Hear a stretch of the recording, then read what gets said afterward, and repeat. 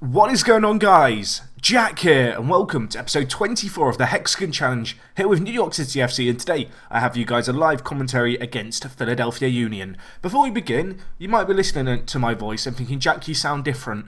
I don't feel very well today, but I'm actually away next week. I'm recording this video before the previous episode's gone up. But yeah, I'm away next week for 4 days, so I'm trying to record a few Hexagon Challenge videos in advance. Of course, at the same time as that, all needing to be done, I've gone and got myself a sore throat, a cold, and I'm just coughing loads and can't sleep. But that's fine. We're going to plod on through this. It probably isn't healthy, but at the end of the day, I want to keep bringing you guys videos. And despite the fact I might sound like death, I think I could at least owe you guys that. So anyway, as I mentioned, today we are taking on Philadelphia Union, a team who were one of our bigger rivals last year, I guess. If you look at the league table here, you can see we are top of the Eastern Conference. They actually sit in second, so there's a pretty big game and quite a lot on the line, I guess, with this game here. Looking at the conference, you can actually see the teams behind us really struggling. Either way, first things first, let's take a look at the matches since the last episode. No new signings to speak of just yet. Of course, we've got a lot going on in the next few months anyway.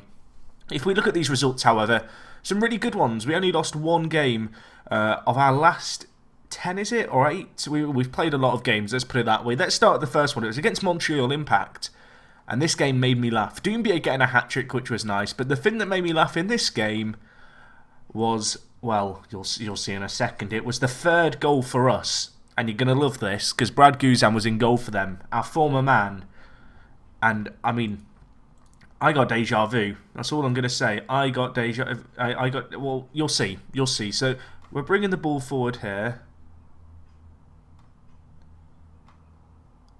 And, well, we keep bringing the ball forward. This is a long highlight. Come on, get to the point. The ball comes in. Doumbia heads it, hits the post and hit Brad's Guzan on the back and goes in. Very funny goal. Either way, 4-1 win there. Good way to start this run of results, particularly having lost, of course, last episode to Seattle Sounders 3-2. The next game against Orlando City, we won 2-1. Good result there. Penna performing really well. Sergio here. He's been one of the standout players, the 24-year-old Peruvian. He's improving a lot as well, which is nice. But he's just been so good for us. 13 MLS appearances, 6 goals, 7 assists. I mean, that's not too shabby, is it? An average rating as well of 7.95. That is extremely high. And if he can maintain kind of that level of performance, or within that region of that level of performance for the rest of the year, he could easily be our player of the year, really. Anyway, the next game was another game against Montreal Impact. We played them 2 times in 3 games. This game we won again, not quite as convincing as the previous result, 2-0. Worth noting that Martin Del Palacio Langer getting the goal here. I appreciate last episode I asked for help pronounce this guy's name, of course, because last episode hasn't gone up yet. If I'm still saying these wrong, I'm sorry, please forgive me. Either way, however, this guy, of course, joined us on a free last year from Chivas's kind of youth team. Guadalajara, I guess is how you'd actually say that team's name. But anyway, you can see here, 7.36 average rating for him in 13 games, performing very, very well. And yeah, I can't really complain with the contribution he's made, because he's been such a good player for us in the centre attacking midfield position. Anyway, if we now move on to the next game, it was against DC United, a 1-0 win in this game. Poku getting us the goal, coming on off the bench. And yeah, he scored, well, with not a lot of time left in this game at all. A good player, very good player. Not played that much for us this year, if we're honest. I feel like we added so much quality in the midfield this year that a few of our key players last year have kind of been ousted a little bit. Poku, again, has been one of those kind of players who finds himself on the fringe of the squad as a result of kind of everything that's been going on. But regardless, good to see him get a goal there. Against DC United, and a goal that we needed. We were going into that game, it looked like it was just going to be 0-0. Turned up when it mattered late on. And yeah, he got the goal that really mattered for us. Anyway, the next game, a really interesting game actually, this one. This was against New England Revolution. An interesting game again. I mean, you look at it here, it was 4-3 at half-time. Matias Ramirez getting a hat-trick. This guy, he's been superb for us. You'll see, he got 2 hat-tricks in back-to-back games. However, I guess his good form was actually the reason we lost our game, as I will come on to in just a second. But yeah, performing well, of course, on loan from Granada to the end of the year. Was a good player for us last year, continues to be good. And I can't really complain about his contribution to the team. As I mentioned, he scored 2 hat-tricks in 2 games. This was whilst Doumbia was injured as well, which was nice. You know, to have someone step up and really fill Doumbia's shoes in these 2 games was really, really good. The second game we performed in was against New York Red Bulls, our rivals. You can see another hat-trick for him. Sergio Penna again appearing on the score sheet. Joe Gardner did get a consolation really for New York Red Bulls in the 54th minute, but I believe it was 3-0 at half-time. The game was pretty much over at this point. And yeah, again, Ramirez with another hat-trick. And yeah, it's caused me problems because Doumbia and Ramirez, when they've played, have both been scoring. And while I mentioned the fact we had Ramirez playing well was the reason we lost this game, that is certainly the excuse I'm going to use. You can see here, we lost 3-1. Chicago Fire had 3 shots on goal. It did feel like we got a little bit FM'd. But this all came as a result of the fact I was trying to get Doumbia and Ramirez to fit in the same team. Doumbia here, 8 goals in 10, coming back from injury. I didn't want to drop him. I couldn't drop him. So I thought, you know what, rather than dropping Ramirez, let's switch to the 3-4-1-2 that we experimented with last year. Lost the game 3-1, ditched it immediately. We're going to play with 1 striker, and we're just going to have to try and rotate Ramirez and Doumbia, I guess, when we can. So anyway, that was disappointing, 3-1, having played the 4-2-3-1, decided to experiment a little bit, really came back to bite us. And yeah, I only really have myself to blame, tinkering with my tactics perhaps a little bit too much. Anyway, the next result against San Jose Earthquakes, good result here, 2-1 it finished, we actually had the lead. Throughout this game, the goal for San Jose came in the 74th minute, it was merely a consolation in the end. Perhaps rode our luck a little bit here, but I mean, we probably deserve a bit of luck really. I mean, you think about this save. There's been quite a lot of games where we've performed very well and we've still lost. I think back to the MLS Cup game, which a load of people were like, you should have switched to defensive at the end. And I mean, I appreciate that in hindsight, but if you've watched like my Gibraltar Apex save, you'll know I've gone defensive before and often it doesn't work. Sometimes the best thing to do when you're winning is just stick with what you're doing when you're winning. And I don't know. I feel like I still get flashbacks of that MLS Cup final, but it's a game that we definitely should have won. We hit the woodwork 3 or 4 times. When it was still, I think, 1-0 at the time. It could have been easily, 3-4-5. 0 really, the margin between ourselves and FC Dallas. We have actually got them coming up, but we won't be live coming that specific game. So anyway, as I mentioned, those are all the results. Pretty good going, just the 1 defeat. If we look at the MLS table, you can see we're top of the Eastern Conference. And if we look at the all groups and then stages, is this how I do it? I'm going to try and work out how this works. There we go, Supporter Shield table. We're top of the table. Seattle Sounders, our big rivals, they were unbeaten for a very, very long period of time. However, you can see they've gone on a rough run of form. They've not won in their last 5, and as a result, we've been able to gain some ground on them and actually leapfrog them. Today, as I mentioned, we take on Philadelphia Union. If they were to win this game, they would actually move into 2nd place in the Supporters Shield kind of table and be only 1 point behind us. So there is quite a lot riding on this game. In terms of our team, in terms of performers, it's been relatively good, really. You can see our players struggling a little bit for fitness. This is our 2nd game in 2 days. We are bracing ourselves, I guess, for Zapata leaving the side. However, Zapata, 2 goals and 4 assists. He's really been eclipsed by Sergio Penna, who's got that 6 goals and 7 assists. So I'm not super worried, I guess, about losing Zapata, perhaps as much as I was at least. Elsewhere in the team, big performance. If we just look at goals, Doumbia, Penna, Ramirez, we've talked about them. Zapata with 2, he has contributed. Adara Bayoyo has played very well, the young English centre-back as well. Of course, a player who might find his, I guess, first team spot in jeopardy in the summer with a few new signings we've got coming in. But they'll only been a very good player for us. If we look at the average ratings, you can see Brahim Diaz doing a very good job, playing the centre midfield role, playing more of a kind of deep line playmaker for us. A player who has kind of stolen away Leroy Fer's role in a lot of ways. But the 20-year-old Spaniard, who of course is on loan from Manchester City, has just been absolutely superb for us. You can see he's played 11 games. He's not got goals or assists, but a 7.48 average rating, 78% pass completion. He just creates a lot of chances. The amount of key passes he pulls out of his kind of arsenal are just absolutely incredible. And I'm really delighted with how well he's performing. And he's one of a few players that we have got on loan from Manchester City that I'm secretly hoping, we can keep hold of. I guess another one of those players is Mutombo. This guy, he's a French, plays for Man City. A good player, valued very, very highly. But he's played well for us. You can see 12 appearances, 5 assists from right back, a 7.37 average rating for him. Been such a good player for us. If we look at the assist table, Penna and Mutombo actually lead the way. You've also got Leroy Fer there with 2 assists in 6 games and 5 on off the bench. all in all, it's been relatively good. I mean, to be fair, at the end of last year, and particularly with our run at in the playoffs, it gave me confidence going into this season that we were going to do well. The squad took a long time to gel last year. I mean, you look at last year's results, particularly over the summer period where we suddenly brought in a load of players, we struggled. This year we've got certainly fewer kind of summer transfers coming in. There's still quite a few. I don't know how many of them are going to go through and how many of them are going to stay in the team, because of course we might have to waive a few because of the wage cap and all that jazz. But there isn't radical change coming this year, so I'm kind of confident that we can hopefully keep up this level of performance. We certainly have one of the best teams in MLS.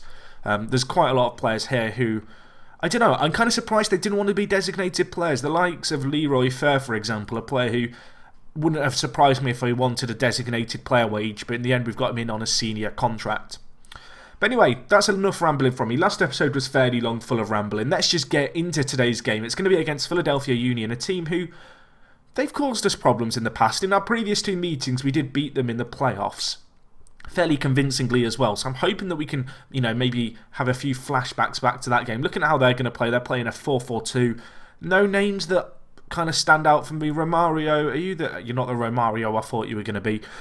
There's a Romario, and I can't remember who he plays for now. He's a Brazilian right back, and he was very good in FM, and he was based in Brazil, and he'd often end up in the Premier League. I think it might be I don't want to say Columbus Crew. There's an MLS team who picked him up, but I was kind of surprised that he ended up going to them. I think he's still fairly highly rated in FM. Either way, let's get into this game. We're favourites, boys. Philadelphia, though, they're not going to be easy opposition. We kind of found out, I guess, last time against, who was it? It was against Seattle, of course, who were kind of the big team at the time.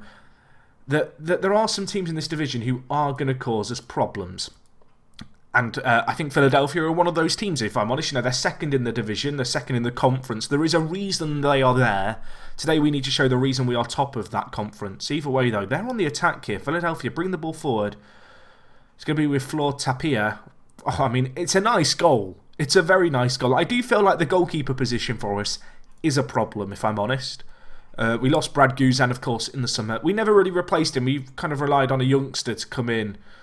And it's just not worked for us. Leon, he was begging for first-team football last year. I mean, I can't blame him for that goal before people think I'm doing that, because that is just an insane effort. But at the same time, I don't know, I look at Leon in goal.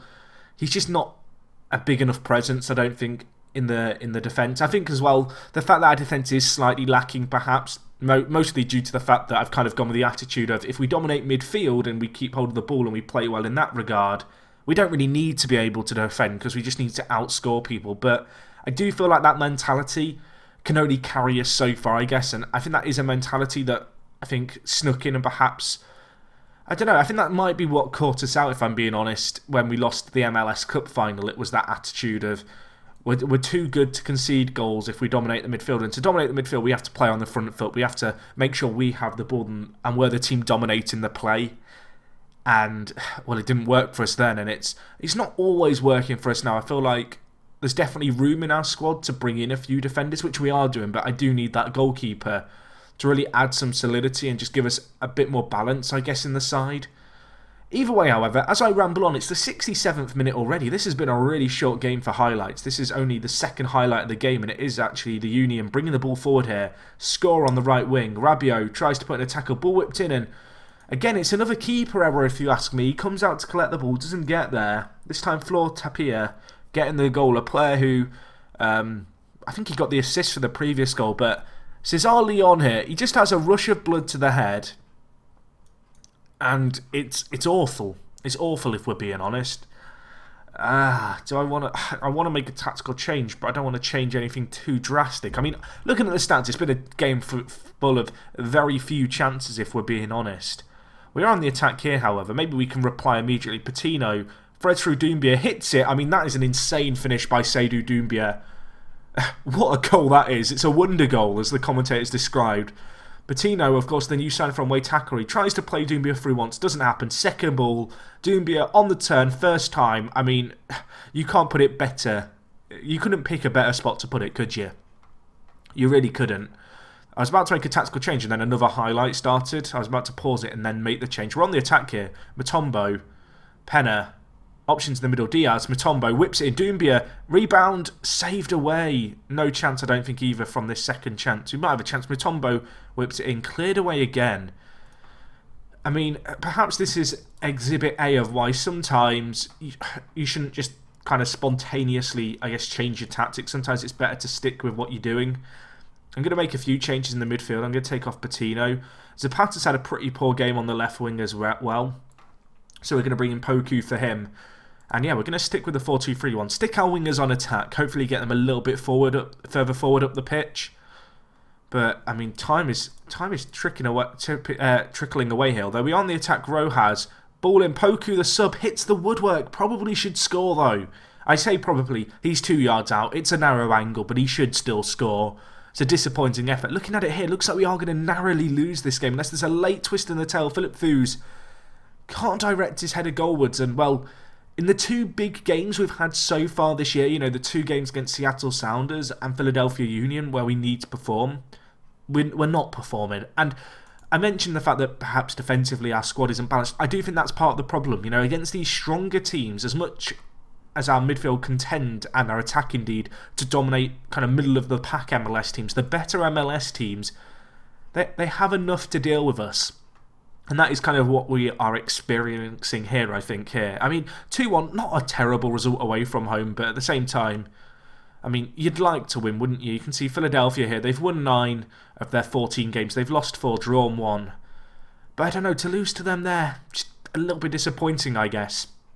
Either way, we will have to kind of plod on onwards and upwards. In terms of our fixtures coming up, some fairly easy games. We've got Toronto who are in 9th. Dallas in 5th, I guess, isn't the easiest game. And then we've got, you know, a few of the middle of the table kind of teams. Teams who, I don't know, they're not going to necessarily be easy games, but they certainly be games you'd expect us to win. In terms of when we'll be back for the next kind of live com, depending on how I feel, I might do it sooner, or I might just play quite a lot through this save today to get another episode recorded hopefully later. It is the weekend as I record this. As I mentioned, I'm going away, so I want to have as many videos recorded for you guys as possible, so there isn't like a big break. Looking through these results, and through these games, I think the next game we come back for, it might be that game against New England Revolution, which would be quite away in the future. I say quite away in the future, it's not really that far, it's 3 months. But I do want to get through this season relatively quickly because the playoffs can result in quite a lot of commentaries. And also, of course, the fact we're not in the Champions League this year means there isn't, I don't want to say there's nothing to play for, but you know, there's not going to be any of these massive games. And the Champions League, I guess, is where things start to get a little bit exciting. Either way, guys, let me know what you made of this episode. Hopefully you enjoyed. Again, apologies for my voice. I must admit, the more I've talked during this episode, the actual kind of better it's felt to talk. My throat doesn't sound quite as bad, which is a little bit odd. But yeah, hopefully you enjoyed. If you did, smash the like button. If you've got any comments, words of wisdom, consolation, leave them down in the comments. And other than that, it is me, Jack, and I'll talk to you guys in a bit. I'm out.